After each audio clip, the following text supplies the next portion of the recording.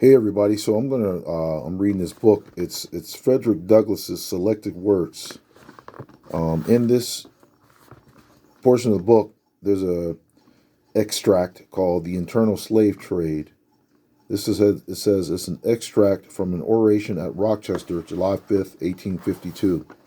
And I read the whole extract, but I'm going to just read you some things that I underlined in this portion. It says, take the American slave trade, which we are told by the papers is especially prosperous just now. Ex-Senator Benton tells us that the price of men was never higher than now. He mentions the fact to show that slavery is in no danger.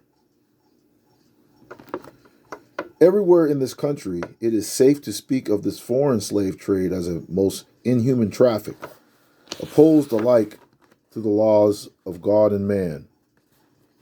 So he was talking about like how there was slave trade outside the United States, and there was also slave trade inside, like between the states. He said that, but a lot of Americans back then looked down on, they called it inhumane, the slave trade outside of the United States, but inside there was a thriving slave trade that no one ever downed or talked about. It is, however, a notable fact that while so much execration is poured out by Americans upon those engaged in the foreign slave trade, the men engaged in the slave trade between the states pass without condemnation, and their business is deemed honorable. Behold the practical operation of this internal slave trade, the American slave trade sustained by American politics and American religion. Here you will see men and women reared like swine for the market. You know what you know what is a swine drover? I will show you a man drover. They inhabit all our southern states. They permeate the country and crowd the highways of the nation with droves of human stock. You will see one of these human flesh jobbers armed with pistol, whip, and bowie knife, driving a company of 100 men, women, and children from the Potomac to the slave market at New Orleans.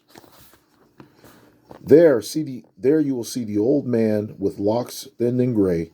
Cast one glance, if you please, upon that young mother whose shoulders are bare to the scorching sun, her briny tears falling on the brow of the babe in her arms. See, too, that girl of 13 weeping, yes, weeping as she thinks of the mother from whom she has been torn. The drove moves tardily. Heat and sorrow have nearly consumed their strength. The crack you heard was the sound of the slave whip. The scream you heard was from the woman you saw with the babe.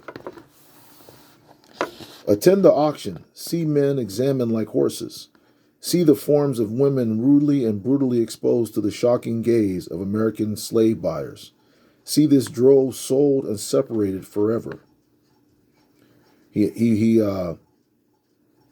wrote something. It said cash for Negroes. Makes me think of like for-profit prisons today. The fate of many a slave has depended upon the turn of a single card, and many a child has been snatched from the arms of its mothers by bargains arranged in a state of brutal drunkenness. The fleshmongers gather up their victims by dozens and drive them chained to the General Depot at Baltimore. In the deep, still darkness of midnight, I have often been aroused by the dead, heavy footsteps and the piteous cries of the chain gangs that passed our door.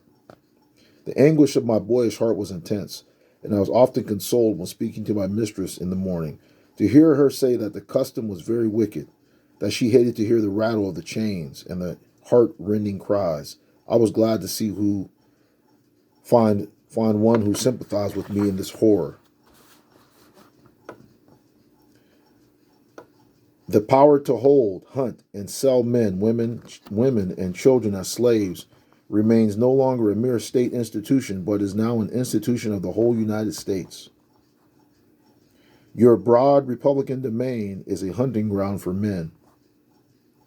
For black men, there are neither law, justice, humanity, nor religion. The fugitive slave law makes mercy to them a crime and bribes the judge who tries them. An American judge gets $10 for every victim he consigns to slavery, and 5 when he fails to do so. The oath of any two villains is sufficient under this hell-black enactment to send the most pious and exemplary black man into the remorseless jaws of slavery. His own testimony is nothing. He can bring no witness for himself. The minister of American justice is bound by the law to hear but one side, and that side is the side of the oppressor. Let this damning fact be perpetually told. Let it be thundered around the world that in tyrant-killing, king-hating, people-loving, democratic, Christian America, the seats of justice are filled with judges who hold their office under an open and palpable bribe and are bound in deciding in the case of a man's liberty to hear only his accusers. So once again, this was an extract this is a Frederick Douglass talking about the internal slave trade in the United States in the 1850s. Of course, you know Frederick Douglass was born in slavery and he escaped slavery and became a writer, a speaker, just a general leader for the blacks and for the world in his day. Don't forget to like, subscribe, and message. Hope you enjoyed the video. Peace.